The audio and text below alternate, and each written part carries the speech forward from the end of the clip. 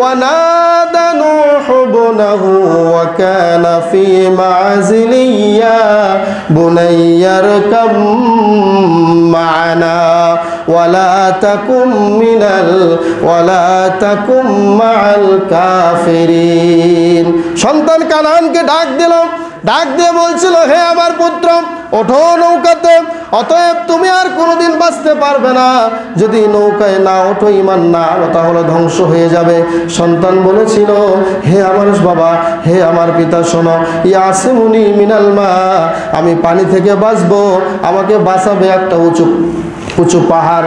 সাআবি ইলা জাবালিন ইয়াসিমুনি মিনাল মা, হে আমার বাবা, আমি পাহাড়ের চূড়ায় উঠে যাব, পানি আমাকে ধরতে পারবে না।